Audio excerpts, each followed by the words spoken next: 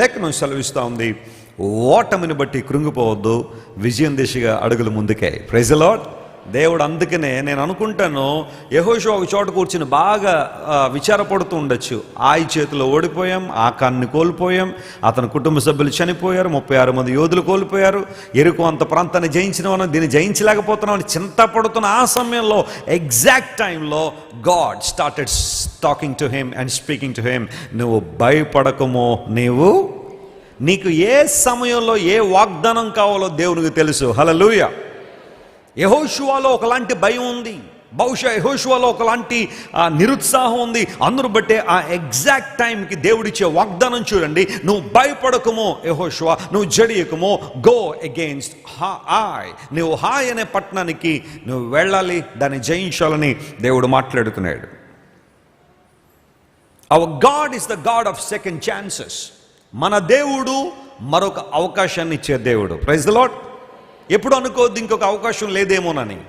ఓటమిలో నువ్వు కృంగిపోయి ఇక దేవుడు నన్ను జ్ఞాపకం చేసుకోడేమో, నన్ను లేవనెత్తడేమో, ఆయన నడిపించడేమో ఎప్పుడు అనుకోవద్దు. You can rise up with the power of God. దేవుని శక్తితో నువ్వు లేవగలిగితే నీ ముందు ఇంకా గొప్ప అవకాశం దేవుడు ఇచ్చాడు. నువ్వు విజయం సాధించాలి. ఈ హాయి పట్టణమే కాదు, ఇంకా దాని తర్వాత చాలా పట్టణాలు ఉన్నాయి. వాటన్నిటినీ కైవసం చేసుకుని కనాను దేశాన్ని మొత్తం నువ్వు స్వాధీనపరుచుకోవాలని దేవునికి ఆలోచన. ఎక్కడెక్కడైతే అపవాది స్థావరాలు వేసుకుని ఉన్నాడో ఆ ప్రాంతాలను నువ్వు జయించాలా. ఒక్కొక్క పట్టణాన్ని నువ్వు జయించుకుంటూ వెళుతూ దేవుని యొక్క నామాన్ని నువ్వు మహింపరచాలి, దేవుని సంకల్పాన్ని నెరవేర్చాలని దేవుడు ఆశిస్తున్నాడు. Our God is the God of second chances. ఓటమిని బట్టి ఇప్పుడు కృంగిపోవద్దు.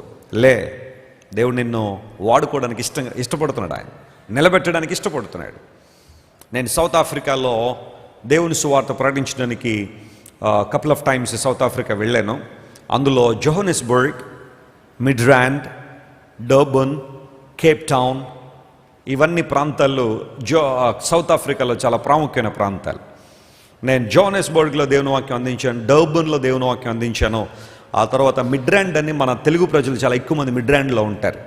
సో ముందు అక్కడికి వెళ్ళిన తర్వాత అక్కడ నుంచి మన ప్రియులు చాలా ప్రాంతాలు తీసుకెళ్ళినప్పుడు కొన్ని ఆఫ్రికన్ చర్చెస్, బ్లాక్ ఆఫ్రికన్ చర్చెస్కి వెళ్ళి అక్కడ సువార్త ప్రకటించినప్పుడు చాలామంది చాలా చక్కగా దేవుని వాక్యం విన్నారు. సో అక్కడ వాక్యం అయిన తర్వాత ఒకళ్ళ ఇంటికి నన్ను తీసుకెళ్లారు లంచ్ సర్వ్ చేయడానికి. నాకు లంచ్ ఆఫర్ చేసినప్పుడు వాళ్ళ ఇంటికి వెళ్ళాను.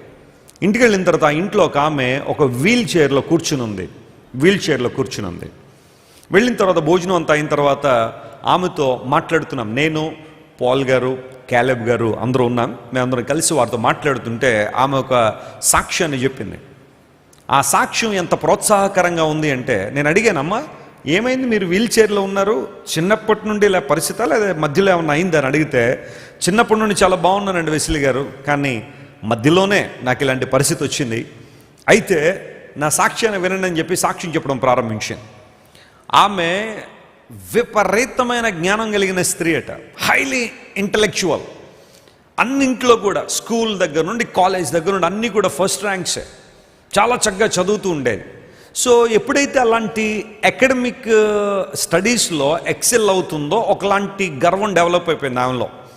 నేను ఏదైనా చేయగలను, నేను ఏదైనా సాధించగలను, నేను ప్రపంచంలో ఏ స్థానానికైనా ఎగబాకగలను, ఎక్కడైనా నాకు ఉద్యోగం తెచ్చుకోగలను, నాకున్న ప్రతిభతో, నాకున్న ప్రజ్ఞతో, నాకున్న తెలివితో అని ఒకలాంటి గర్వాన్ని డెవలప్ చేసుకుంది. పేరెంట్స్ ఇద్దరు ప్రార్థన చేస్తూనే ఉంటారు, కానీ ఈ మాత్రం ప్రార్థన చేసేది కాదు, వాక్యం చదివేది కాదు. వాక్యం చదివినప్పుడల్లా సాతాను ప్రేరేపణ ఇచ్చేవాడట. అదేంటో తెలుసా, నువ్వెందుకు చదవాలి బైబిల్, నీకు తెలియదు ఏముంది అసలు, ఏం నేర్చుకోవాలను బైబిల్ చదవాలి, అక్కర్లేదు అనగానే అపవాది యొక్క ఆలోచనకు లొంగి బైబిల్ చదవడం మానేసింది, ప్రక్కన పెట్టేసింది.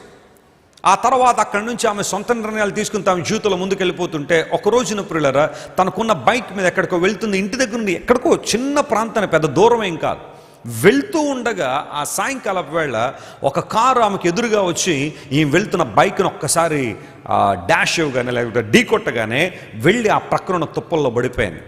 నెక్ విరిగిపోయింది, మొత్తం నడువంతా డ్యామేజ్ అయిపోయింది, కాళ్ళు చేతులు కొట్టుకుపోయి మల్టిపుల్ ఫ్రాక్చర్స్ అన్నీ కూడా వెళ్ళి ఆ పొదలో పడిపోయిందేమో ఎవరికి తెలియట్లేదు. ఈ కారోడు వెళ్ళిపోయాడు, బండి ఎక్కడో పడిపోయింది, లోపల నుండి మూలుగుతుంది. ఆమెకు అర్థమైపోయింది ఇంక ఇదే తన జీవితంలో చివరి రాత్రి, కనీసం ఎవరైనా కాపాడదామన్నా ఎవరికి కనబట్టలేదు, వెళ్ళి పొదల్లో పడిపోయింది, వెళ్ళిపోయి పైకి లేవలేని పరిస్థితుల్లో. You can imagine that terrible situation. ఒళ్ళంతా గాయాలు, ఎముకలు విరిగిపోయినప్పుడు భయంకరమైన పెయిన్, అరవలేకపోతుంది. అంత శక్తి కోల్పోయే పరిస్థితిలో ఆమె మూలుగుతున్నప్పుడు ఒకటే ప్రార్థన చేసింది, Lord Jesus give me a second chance, I would like to live for you. ఇంతవరకు నాకున్న జ్ఞానం, నాకున్న చదువు, వీటితో ఏదో ఒకటి సాధించాలనుకుని కనీసం నీ సన్నిధిలో నేను ప్రార్థన చేసేదాన్ని కాదు. వాక్యానంటే చాలా తక్కువగా బైబిల్ గ్రంథాన్ని చూసేదాన్ని. కానీ ఈరోజు నాకున్న దుర్భర పరిస్థితుల్లో ఈ ప్రార్థన తప్ప ఇంకేం నేను చేయలేకపోతున్నాను. Lord give me second chance. ప్రభువా నాకు మరొక అవకాశం ఇవ్వండి, ఒక్క ఛాన్స్ నాకు ఇవ్వండి, నీ కోసం బ్రతుకుతాను ప్రభువా అని. ఆ రోజు ఆమె ఆ పొదల మధ్యలో, అతి తీవ్రమైన గాయాల మధ్యలో ప్రార్థన చేస్తున్నప్పుడు ఒక గంటన్నర అయిన తర్వాత పేరెంట్స్, అరే ఇక్కడికే కదా వెళ్ళింది, ఇంకా రాలేదేంటని వెతుక్కుని రావడం ప్రారంభించగానే వారు ఆ పొదల్లో ఈమెను చూసేసరికి ఇంకా ఆల్మోస్ట్ ఇంకా డెడ్ బాడీ లాగా, మొత్తం ఇంకా మరణ పంచున ఉందంతే. గబగబా తీసుకెళ్లారు హాస్పిటల్లో. కొన్ని నెలల పాటు ఉంది, ఎందుకంటే మల్టిపుల్ ఫ్రాక్చర్స్ అయినాయి.